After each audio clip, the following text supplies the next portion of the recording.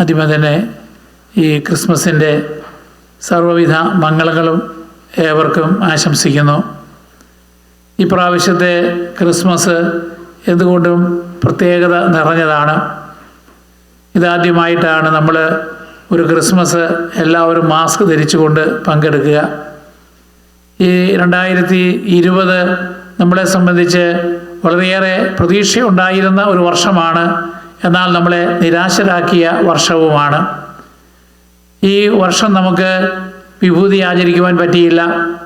ഓശാന ഞായർ, പെസഹ വ്യാഴം, ദുഃഖവെള്ളി, ദുഃഖശനി, ഉയർപ്പ് ഞായർ ഈ കാലഘട്ടത്തിലെല്ലാം പള്ളികൾ അടച്ചിട്ടിരിക്കുകയായിരുന്നു. നമ്മൾ വളരെ ആഘോഷമായിട്ട് നടത്തുവാനിരുന്ന നമ്മുടെ പ്രധാന തിരുനാൾ നമുക്ക് നടത്തുവാൻ സാധിക്കാതെ പോയി. ഇന്ന് ഈ ക്രിസ്മസിന് ഈ ദേവാലയത്തിലും ഈ ഹോൾവേയിലും ഒരുപക്ഷെ ഹോളിലും വരെ ആളുകൾ തിങ്ങി നിറയേണ്ടതായ ഒരവസ്ഥയിൽ നിന്ന് അതിന് 4-1 ആളുകൾ പോലും പങ്കെടുക്കാത്ത ഒരവസ്ഥയിലെത്തിയിരിക്കുന്നു. അങ്ങനെ വ്യത്യസ്തമായ ഒരു സാഹചര്യം വരുമ്പോൾ അതൊക്കെ നമുക്ക് ചില പാഠങ്ങൾ നൽകുന്നതുണ്ട്, അല്ലെങ്കിൽ അതിൻ്റെ പശ്ചാത്തലത്തിൽ നമ്മൾ ചില കാര്യങ്ങൾ ചിന്തിക്കേണ്ടതുണ്ട്. ഈ വർഷത്തിൽ നമുക്കറിയാം, ഈ കോവിഡ് ബാധിച്ചതിന് ശേഷം എന്തുമാത്രം ആളുകൾ മരിക്കുവാനിടയായി.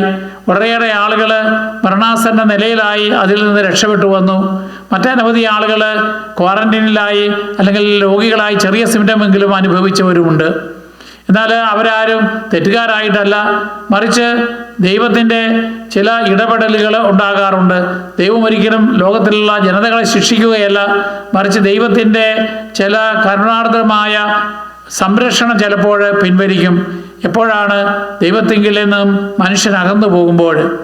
ദൈവവിശ്വാസം നിരുത്സാഹപ്പെടുത്തുകയും അതുകൊണ്ട് ഫലമായിട്ട് ദൈവവിശ്വാസം ഇല്ലാതെ പോവുകയും ചെയ്ത, അല്ലെങ്കിൽ വളരെ അപൂർവമായിട്ട് മാത്രമുള്ള ഒരു രാജ്യമായ ചൈനയിൽ നിന്നും ആരംഭിച്ച് ലോകം മുഴുവനും പടർന്ന് പന്തലിച്ച് അത് പ്രത്യേകിച്ച് യൂറോപ്പിലും അമേരിക്കയിലുമൊക്കെ വളരെയേറെ നാശം വിതച്ച ഒരു സംഭവമായി മാറി.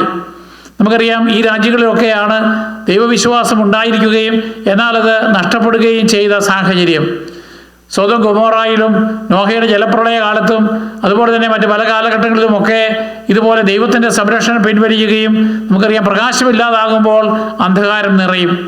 ദൈവത്തിൻ്റെ സംരക്ഷണം കുറയുമ്പോൾ മലാഖമാരുടെ സാന്നിധ്യം കുറയും, പിശാചുക്കളുടെ സ്വാധീനം കൂടുതലായിട്ട് ഉണ്ടാകും.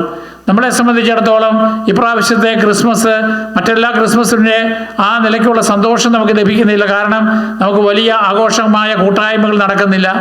വളരെ പ്രതീക്ഷയോടുകൂടി നമ്മുടെ യുവതി-യുവാക്കന്മാർ 2020 കണ്ടു. വിവാഹങ്ങൾ നടത്താനായിട്ട് ഒരു അടിപൊളിയായിട്ട് നടത്താൻ വലിയ ബാങ്കറ്റ് ഹോളുകൾ ബുക്ക് ചെയ്തു, വളരെ വലിയ പാർട്ടികളൊക്കെ സംവിധാനം ചെയ്തു. പക്ഷേ അവസാനം വന്നപ്പോൾ തികച്ചും സിമ്പിളായിട്ടുള്ള ലളിതമായിട്ടുള്ള തിരുക്കർമ്മങ്ങൾ മാത്രം നടത്തി, ചെറിയ തോതിൽ കുടുംബാംഗങ്ങളെ മാത്രം പങ്കെടുപ്പിച്ചുകൊണ്ടുള്ള വിരുന്ന് സൽക്കാരങ്ങൾ നടത്തി നമ്മുടെ ആഘോഷങ്ങൾ ലളിതമാക്കി. ഈ ക്രിസ്മസ് നമുക്ക് നൽകുന്നതും ലാളിത്യത്തിൻ്റെ ഒരു സന്ദേശമാണ്. അതായത് ഭൗതികതയുടെ അതിപ്രസരം ഉണ്ടാകുമ്പോൾ ദൈവത്തെ മറക്കുകയും ഭൗതിക സമ്പത്തിൽ ആശ്രയവും ആനന്ദവും കണ്ടെത്തുവാൻ ശ്രമിക്കുന്ന ലോകത്തിന് ക്രിസ്മസ് കാണിച്ചു തരുന്ന ഒരു സന്ദേശം. അങ്ങ് നസ്രത്തിൽ ജോലി ഉണ്ടായിരുന്ന യൗസേപ്പ്, സാമാന്യം ജീവിക്കാൻ കുഴപ്പമില്ലാതിരുന്ന ഒരു കുടുംബമായിരുന്നു യൗസേപ്പിൻ്റേത്. അവൻ വിവാഹ നിശ്ചയം ചെയ്തിരുന്ന മറിയവും വലിയ കുഴപ്പമില്ല. പക്ഷേ അവർക്ക് പേരെഴുതിക്കുവാനായിട്ട് അഗസ്റ്റസ് സീസർ ചക്രവർത്തിയുടെ നിബന്ധനയുണ്ടായപ്പോൾ മറ്റ് യഹൂദന്മാരല്ലാത്തവർ, ഇസ്രായേൽക്കാരല്ലാത്തവർക്ക് എവിടെ വേണമെങ്കിലും പേര് രജിസ്റ്റർ ചെയ്യാം. കാരണം അവരുടെ കുലമഹിമയൊന്നും നോക്കാറില്ല. എന്നാൽ യഹൂദന്മാരെ സംബന്ധിച്ചിടത്തോളം അങ്ങനെയല്ല. അവരുടെ ഗോത്രവും അവരുടെ കുലവും പ്രധാനപ്പെട്ടതാണ്. അവർ 12 ഗോത്രങ്ങൾ, അതാത് ഗോത്രങ്ങളിൽ നിന്ന് നിവൃത്തിയുണ്ടെങ്കിൽ വിവാഹം കഴിക്കുകയുള്ളൂ. അതുകൊണ്ട് അതാത് ഗോത്രത്തിന് നിശ്ചയിച്ചിരിക്കുന്ന സ്ഥലങ്ങളുണ്ട്. അതായത് വാഗ്ദത്ത ഭൂമിയിൽ പ്രവേശിക്കുമ്പോൾ തന്നെ ജോഷുവ ഓരോ വിഭാഗത്തിനും പ്രത്യേകമായ പ്രദേശം നൽകപ്പെടുകയുണ്ടായി. പിന്നീട് അതെല്ലാം 10 ഗോത്രങ്ങൾക്ക് നഷ്ടപ്പെട്ടു. പിന്നീട് യൂദയ ഗോത്രവും ബെഞ്ചമിൻ ഗോത്രവും ലേവി വംശജരും എല്ലാം ചേർന്നുള്ള ഒരു യഹൂദ വംശമായി മാറി. എങ്കിലും ദാവീദിന്റെ പട്ടണമാണ് ബെത്ലഹേം. ആ ബെത്ലഹേമിലാണ് രക്ഷകൻ ജനിക്കുക എന്ന് പ്രവചനമുണ്ട്. അതുകൊണ്ട് അവിടെ തന്നെ ആ സംഭവം നടക്കത്തക്ക വിധത്തിലാണ് ദൈവികമായ ഇടപെടൽ ഉണ്ടാവുകയും അഗസ്റ്റസ് സീസറിൻ്റെ കൽപ്പന ഉണ്ടാവുകയും അങ്ങനെ മറിയം ഈശോയ്ക്ക് ജന്മം നൽകേണ്ടതായ സമയമായപ്പോൾ ഈ ഗർഭസ്ഥാവസ്ഥയുടെ പൂർണ്ണതയിലെത്തിയിരിക്കുന്ന അവളെയും കൊണ്ട് യൗസേപ്പിന് ബെത്ലഹേമിലേക്ക് പോകണം. കാരണം രണ്ടുപേരും ബെത്ലഹേംകാരാണ്, രണ്ടുപേരും ദാവീദിൻ്റെ ഗോത്രത്തിലും കുലത്തിലും പെട്ടവരാണ്. കാരണം ദാവീദിൻ്റെ ഗോത്രത്തിൽ നിന്നാണ് രക്ഷകൻ ജനിക്കുവാനിരിക്കുന്നത്. ഇവിടെ അവർ നസ്രത്തിലേക്ക് നിന്ന് ഏതാണ്ട് 80 മൈൽ അകലെ ദൂരെ യാത്ര ചെയ്ത് നടന്നാണ് പോരുക. അതും ജെറുസലേമും ബെത്ലഹേമും ഒക്കെ ഹില്ലി ഏരിയയാണ്, മലമ്പ്രദേശങ്ങളാണ്. അപ്പം അതിലെ വളരെ ക്ലേശിച്ച് അവർ വൈകി എത്തുമ്പോഴേക്കും സത്രങ്ങൾ നിറഞ്ഞു പോകുന്നു. ഭവനങ്ങളിലും സത്രങ്ങളിലുമൊന്നും അവർക്ക് അഭയം കിട്ടുന്നില്ല. രക്ഷകൻ്റെ മാതാപിതാക്കളാണ്, വളർത്തച്ഛനും അമ്മയുമാണ് എന്ന് അവർ പറഞ്ഞാലും ആളുകൾ വിശ്വസിക്കുകയില്ല. അവരതിട്ട് ക്ലെയിം ചെയ്യാനും പോകുന്നില്ല. അതുകൊണ്ട് എല്ലായിടത്തും തിരസ്കരിക്കുമ്പോൾ വളരെ എളിമയോടുകൂടി ജീവിക്കുന്ന ഇടയച്ചെറുക്കന്മാർ പറയുകയാണ്, നിങ്ങൾക്കെങ്ങും അഭയം കിട്ടുന്നില്ലെങ്കിൽ ഇതാ ഞങ്ങളോടും ഞങ്ങളുടെ കന്നുകാലികളും കടന്നുറങ്ങുന്ന ഗുഹകളിലുള്ള പുൽക്കൂടുകളുണ്ട്, അവിടെ വേണമെങ്കിൽ വന്നാൽ നിങ്ങൾക്ക് അറ്റ്ലീസ്റ്റ് തണുക്കാതിരിക്കാം. അങ്ങനെ യൗസേപ്പും മറിയവും അങ്ങനെ ഒരു പുൽക്കൂട്ടിലേക്ക് പോകുന്നു. ഗുഹകളിലുള്ള പുൽക്കൂടാകുമ്പോൾ അവിടെ ചൂടുണ്ടാകും, പുറത്തെ തണുപ്പ് അത്രയേറെ ബാധിക്കുകയില്ല. മറിച്ച് ആ മൃഗങ്ങളുടെയും ആട്ടിടയന്മാരുടെയും ഒക്കെ ശ്വാസം കൊണ്ട് അവരുടെ ബോഡി ടെമ്പറേച്ചർ കൊണ്ട് ഉണ്ടാകുന്ന ആ ഹീറ്റിലാണ് അവിടെ ഈശോയ്ക്ക് ജന്മം നൽകുകയും പിള്ളക്കൊച്ച കൊണ്ട് പൊതിഞ്ഞ് ആ ശിശുവിനെ അവർ സംരക്ഷിക്കുകയും ചെയ്യുക. അപ്പോൾ സ്വന്തമായി വീടുണ്ടായിരിക്കെ ആ വീട്ടിൽ ജനിക്കാൻ ഇടവരാതെ ഒരു പരദേശിയായിട്ട് അന്യദേശത്ത് വന്ന് പിന്നീട് അവിടെ ഒരു 1.5 വർഷമെങ്കിലും അവിടെ താമസിച്ചിട്ടുണ്ട്. കാരണം ഹെറോദോസ് രാജാവ് കൽപ്പന പുറപ്പെടുവിക്കുന്നത് 2 വയസ്സിൽ താഴെയുള്ള കുഞ്ഞുങ്ങളെ വധിക്കുവാനാണ്. അപ്പോൾ അവർക്ക് അദ്ദേഹത്തിന് ലഭിച്ചിരിക്കുന്നതായ കണക്കനുസരിച്ച് 2 വയസ്സിന് താഴെ പ്രായമാണ്. അപ്പോൾ അതുകൊണ്ട് 1നും 2നും വയസ്സിന് പ്രായമുള്ള ആ ശിശുവിനെയാണ് വധിക്കുവാനായിട്ട് പ്ലാൻ ഇടുന്നത്. അതുകൊണ്ട് അത്രയും കാലം പരദേശിയായി കഴിയുമ്പോൾ യോസേപ്പിന് ജോലിയില്ല, മറിയത്തിനും ഒന്നും ചെയ്യാൻ പറ്റിയില്ല. അതിനുശേഷമാണ് അവർക്ക് ഈജിപ്തിലേക്ക് പലായനം ചെയ്യേണ്ടി വരുന്നു. അപ്പം അങ്ങനെ ഒരു പരദേശിയായി ഒരു ജീവിത മാർഗത്തിന് ബുദ്ധിമുട്ടുന്ന ഒരവസ്ഥയിൽ ലാളിത്യത്തിൻ്റെ പ്രാധാന്യം നമ്മളെ ഈ 2020 അനുസ്മരിപ്പിക്കുകയാണ്. നമ്മൾ ഭൗതികതയുടെ അതിപ്രസരം വരുമ്പോൾ ഏറ്റവും നല്ല മുന്തിയ ഇനം കാറുകൾ, ഏറ്റവും മനോഹരമായ ഏറ്റവും സൗകര്യങ്ങൾ കൂടിയ വീടുകൾ, നമുക്ക് ഏറ്റവും സൗകര്യമുള്ള മറ്റെല്ലാ ജീവിത സൗകര്യങ്ങളും നമ്മൾ ക്രമീകരിക്കുമ്പോഴും ഈ പുൽത്തൊട്ടിയിൽ പിറക്കുന്ന ശിശുവിനെ പോലെ ഈശോയെ പോലെയുള്ള ദാരിദ്ര്യം അനുഭവിക്കുന്നവർ, ബുദ്ധിമുട്ടുകൾ അനുഭവിക്കുന്നവർ, കുറ്റം ചെയ്താലും ഇല്ലെങ്കിലും കാരാഗൃഹത്തിൽ കഴിയുന്നവർ, അല്ലെങ്കിൽ മറ്റ് ദാരിദ്ര്യം അനുഭവിക്കുന്നവർ, അംഗവൈകല്യങ്ങളുള്ളവർ, കുറവുകളുള്ളവർ, ഇങ്ങനെയുള്ള എല്ലാ ആളുകളെയും നമ്മൾ പരിഗണിക്കാതെ നമ്മളെ തന്നെ ഭൗതികതയിലേക്ക് മാറുകയും അതോടൊപ്പം തന്നെ ദൈവത്തെയും ദൈവത്തിൻ്റെ സഭയെയും സഭാ ശുശ്രൂഷകരെയും തള്ളിപ്പറയുകയും വിമർശിക്കുകയും ചെയ്യുമ്പോൾ ദൈവം നമുക്ക് ചില അടയാളങ്ങൾ തരും. ആ അടയാളമാണ് നമ്മൾ ഈ വർഷത്തെ ക്രിസ്മസിൽ നമ്മൾ പ്രത്യേകമായിട്ട് അനുസ്മരിക്കേണ്ടത്. നമുക്കറിയാം, നമ്മുടെ നാട്ടിൽ ആൾദൈവങ്ങളുണ്ട്. ചില ആളുകളെ ആൾദൈവങ്ങളായിട്ട് ചിത്രീകരിക്കും. സായിപ്പും മദാമയും പോലും അവിടെ ചെന്ന് അവരെ അനുഗ്രഹം വാങ്ങിക്കുവാനായിട്ട് ശ്രമിക്കും. അതായത് ചില മനുഷ്യരിൽ ദൈവത്തിൻ്റെ ആത്മാവ് കുടികൊള്ളുന്നത് പോലെ ചിലർക്ക് തോന്നുകയാണ്. അവർ ആൾദൈവങ്ങളായി രൂപാന്തരപ്പെടുകയും അവരെ മറ്റുള്ളവരെ അനുഗ്രഹിക്കുന്നു, അല്ലെങ്കിൽ അവരുടെ അടുക്കൽ വന്ന് പ്രാർത്ഥിക്കുന്നു, അവരിൽ നിന്ന് അനുഗ്രഹം പ്രാപിക്കുവാൻ നോക്കുന്നു. എന്നാൽ ഇവിടെ നമ്മൾ ആഘോഷിക്കുന്നതായ ക്രിസ്മസ് എന്ന് പറയുന്നത് ദൈവം ആൾരൂപം എടുക്കുകയാണ്. മനുഷ്യൻ ആ ദൈവത്തിൻ്റെ ഒരു അരൂപിയെ ഉൾക്കൊള്ളുകയല്ല, മറിച്ച് സാക്ഷാൽ ദൈവം തന്നെ ഭൂമിയിൽ ഇറങ്ങി വരികയാണ്. അതും ഒരു വലിയ ആർഭാടത്തിലല്ല വരിക, അത് കർത്താവിൻ്റെ 2ാമത്തെ ആഗമനത്തിലാണ് സംഭവിക്കുക. വാനമേഘങ്ങളിൽ മാലാഖമാരുടെ അകമ്പടിയോടുകൂടി മിശിഹാ തമ്പുരാൻ എഴുന്നള്ളി വരും ഈ ലോകത്തെ വിധിക്കുവാൻ വേണ്ടി. യഹൂദന്മാർ പ്രതീക്ഷിക്കുന്നത് അങ്ങനെ ഒരു ദൈവത്തെയാണ്. അതുതന്നെയാണ് നമ്മളും പ്രതീക്ഷിച്ചിരിക്കുന്നത്. എന്നാൽ അതിനു മുമ്പായിട്ട് രക്ഷകനായിട്ട് ഇതാ മിശിഹ വരികയാണ്. ആ വരുന്ന മിശിഹ നമുക്ക് ഈ എളിമയുടെ മാർഗം കാണിച്ചു തന്നുകൊണ്ട് ഒരു അമ്മയുടെ ഉദരത്തിൽ 9 മാസം അല്ലെങ്കിൽ 10 മാസം ജീവിച്ച് ഒരു പ്രസവം നടത്തി അവിടെ പുൽത്തട്ടിയിൽ കിടന്ന് കന്നുകാലികൾക്ക് വേണ്ടി കച്ചിയിട്ട് കൊടുക്കുന്ന ആ പുൽത്തട്ടിക്കകത്താണ് കിടക്കുക. അവിടെ നിന്ന് ജീവൻ അപകടത്തിൽപ്പെട്ട് ഈജിപ്തിലേക്ക് പലായനം ചെയ്യുന്നു, തിരികെ വരുന്നു. പിന്നീട് ആ ദരിദ്ര കുടുംബത്തിൽ ഒരു ആശാരി ചെറുക്കനായിട്ട് ജീവിച്ചു വളരുന്നു. ഇങ്ങനെയുള്ള ഒരു ദൈവത്തെയാണ് നമ്മൾ ആരാധിക്കുക. എന്നാൽ അങ്ങനെയുള്ളൊരു ദൈവത്തെ സ്വീകരിക്കുവാൻ അന്നത്തെ യഹൂദ നേതാക്കന്മാർക്ക് സാധിക്കുമായിരുന്നില്ല. കാരണം അവർ ഭൗതികതയുടെ അതിപ്രസരത്തിലാണ് കഴിയുക. ഇന്ന് നമ്മൾ ഏതെല്ലാം പ്രതാപത്തിൽ കഴിയുന്നു അതുപോലെയാണ് അന്ന് അവർ പ്രതാപത്തിൽ കഴിയുക. കാരണം അവർക്ക് സമ്പത്തുണ്ട്.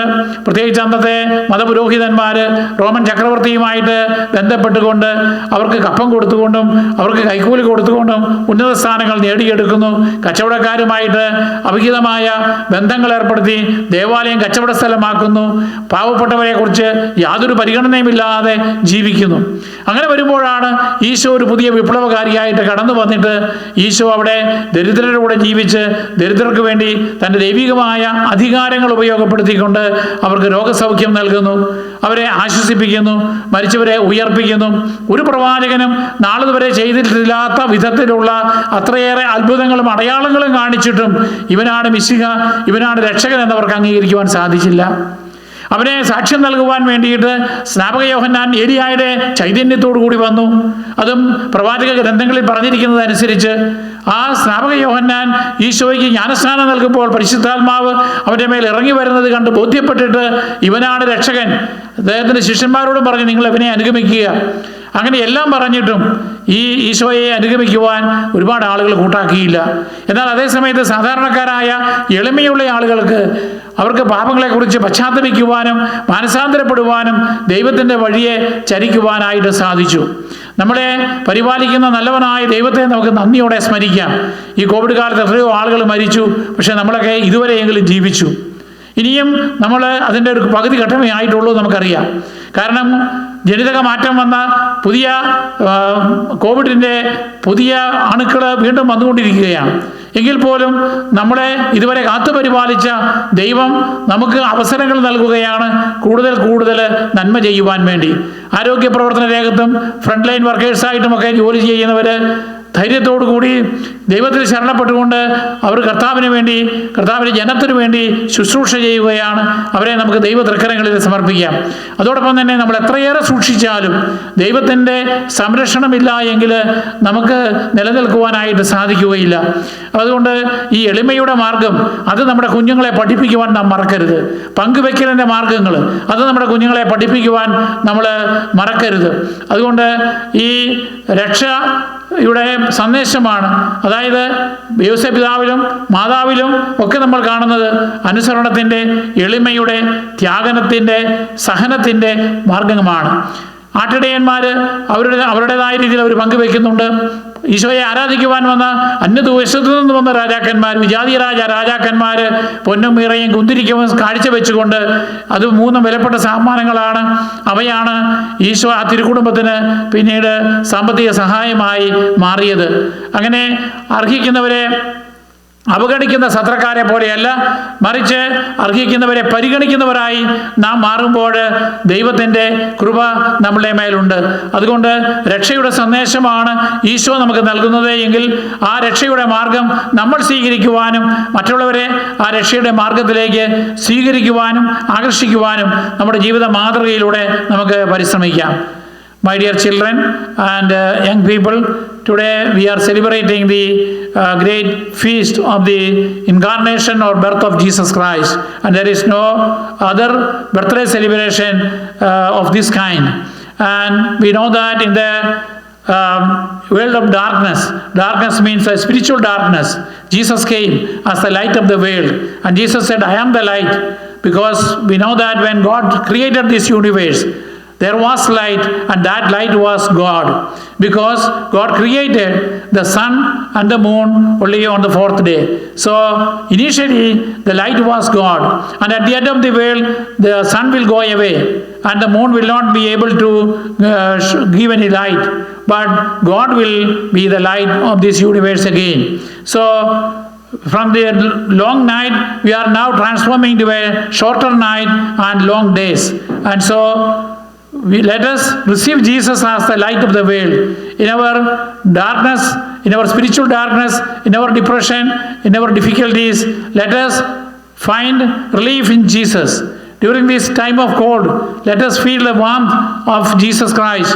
What He brought us is the humility, the suffering, the tolerance, the obedience, and the service.